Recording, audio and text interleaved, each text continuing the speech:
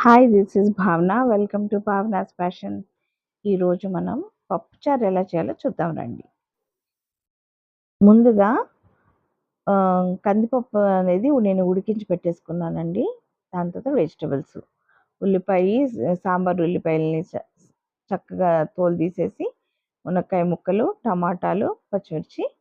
నేను rice cooker cup తోటి 1 cup కందిపప్పు బాగా వాష్ చేసేసుకొని బాయిల్ చేసి పెట్టుకున్నాను. కొంచెం పసుపేసి ఉడకబెట్టుకున్నాననమాట. ఇప్పుడు దాన్ని నెక్స్ట్ ప్రాసెస్ ఏంటో చూద్దాం. ఇప్పుడు ఒక లోతైన ఒక గిన్నె, నేనైతే నాన్ స్టిక్ తీసుకున్నాను. మీరు ఎటువంటి గిన్నెైనా పెట్టుకోండి. ఆ గిన్నెలో ఇప్పుడు మనం ఉడికించిన కందిపప్పు మనం దాంట్లో వేసేసుకుందాం.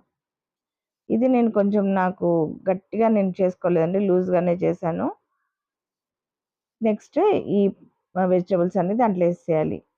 ఈ మునక్కాయ ముక్కలు తెల్ల తెల్లగా ఉన్నాయి ఏంటా అని చూస్తున్నారా?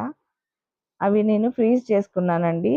అన్‌సీజన్‌లో మనం తినాలి అనుకుంటే అవి దొరకవు కాబట్టి నేను సీజన్‌లోనే ఎక్కువ కొని ముక్కలు చేసుకొని ఫ్రీజర్‌లో పెట్టుకుంటాననమాట. ఎప్పుడైనా నాకు ఇట్లా మధ్య మధ్యలో కావాలి అన్నప్పుడు యూజ్ చేసుకుంటూ ఉంటాను. అదనమాట. ఇప్పుడు ఆ వెజిటబుల్స్ అన్నీ మనం పప్పులో వేసేసి బాగా బాయిల్ చేసుకోవాలి. మనం కందిపప్పులో వేసి బాయిల్ చేస్తేనే అది బాగా సాఫ్ట్‌గా ఉడుకుతదనమాట. చింతపండు ఏసాక వెజిటబుల్స్ అనేవి సరిగ్గా ఉడకవు. చాలా టైం తీసుకుంటాయి. మనం ఆల్రెడీ నేనైతే చింతపండు రసాన్ని ఆల్రెడీ ప్రిపేర్ చేసి పెట్టేసుకున్నాను. కాబట్టి నేను ఆ తర్వాత ఎక్కువ మరిగించాల్సిన అవసరం లేదు. కాబట్టి వెజిటబుల్స్ ముందు కందిపప్పులో ఏసేసాననమాట. ఇప్పుడు ఇవి సాఫ్ట్‌గా ఉడికే వరకు పెట్టుకోవాలి. నేను ఆల్రెడీ కొంచెం ఉప్పేసాను పప్పులో ఉడికేటప్పుడు. ఇప్పుడు మీకు కావాల్సినంత ఆహ్, ఉప్పు, కొంచెం పసుపు, కొంచెం కారం. పసుపు కలర్ కోసమే కాదండి, టేస్ట్ కూడా బావుంటది. హెల్త్‌కి కూడా మంచిదని కొంచెం నేను ఎక్కువే ఏస్తాను. ఇప్పుడు ఇవన్నీ మంచిగా బాయిల్ అవ్వాలనమాట.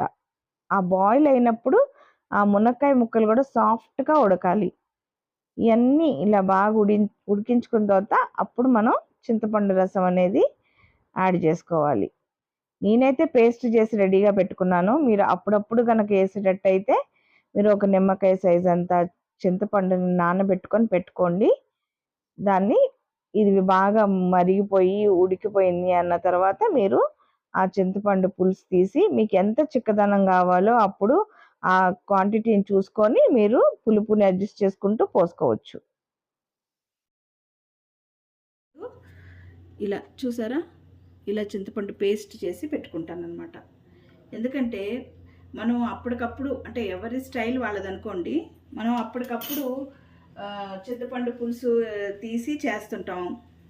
కొంతమందికి అంచనా తెలియదనమాట. ఒక్కోసారి ఎక్కువ అవ్వచ్చు, తక్కువ అవ్వచ్చు. అలాంటప్పుడు మనం చింతపండు నానబెట్టి గుజ్జు తీసుకున్న తర్వాత అంతా పట్టకపోవచ్చు, లేకపోతే ఇంకా మళ్ళీ కావాల్సి రావచ్చు. అలాంటప్పుడు వేస్ట్ అవుతుంది అనమాట. అందుకని నేను అలా వేస్టేజ్ అనేది ఏం ఉండకూడదు అని నేను ఇలా చింతపండు పులుసు తీసి పెట్టుకున్నాను. నాకు ఎంత కావాలంటే అంత నేను వేసుకుంటూ పులుపు చూసుకుంటూ అడ్జస్ట్ చేసుకుంటాను. సో నేనైతే ఒక 2 స్పూన్స్ వేస్తున్నాను ఇందులో ఇప్పుడు. దీన్ని పులుపు చూశాక అప్పుడు నేను మళ్ళీ కావాలంటే వేసుకుంటాను.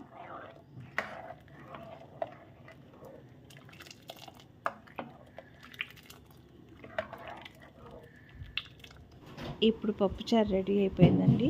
మనం నెక్స్ట్ స్టెప్ ఏంటంటే లాస్ట్ అండ్ ఫైనల్ ఇప్పుడు తాలింపు వేసుకుందాం. స్టవ్ వెలిగించి ఒక ప్యాన్ పెట్టుకొని కొంచెం నెయ్యి వేసుకుందాం. నెయ్యిలో తాలింపు వేస్తే పప్పుచారు సూపర్ టేస్టీగా ఉంటుంది. కొన్ని మెంతులు, కొన్ని ఆవాలు, కొంచెం జీలకర్ర,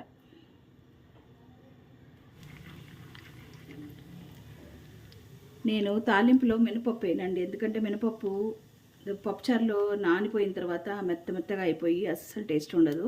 అందుకని నేను తాలింపుల్లో అస్సలు మినపప్పు వాడను. నేను కొన్ని కూరల్లో మాత్రమే వాడతాను, అది కూడా ఫ్రెష్గా తినేసేటట్టయితే. ఇప్పుడు పొద్దున్నే కూర వండుకొని సాయంత్రం ఎప్పుడో అన్నం తినేటట్టు అట్లా అంటే నేను పప్పులు వేయను అనమాట. ఇప్పుడు కొన్ని ఎండుమిరపకాయలు, సారీ వెల్లుల్లిపాయలు వేస్తున్నప్పుడు ఒక ఎండుమిరపకాయ, కొంచెం కరివేపాకు,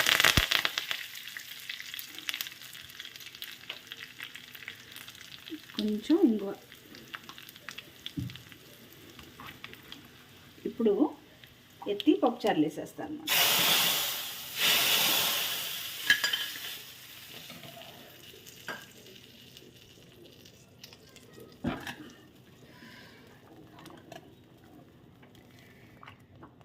చూసారా గుమగుమలాడుతుంది.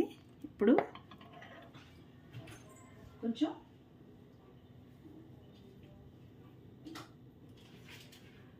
కొత్తిమీర వేసుకుందాం. ఇప్పుడు ఇంకా స్మెల్ సూపర్గా ఉంటుంది. మీకు వీడియో కదా అందుకని స్మెల్ రాదు. సో చూసిన దానికి మీకు నచ్చినట్టయితే తప్పకుండా నా ఛానల్ని సబ్స్క్రైబ్ చేసుకోండి.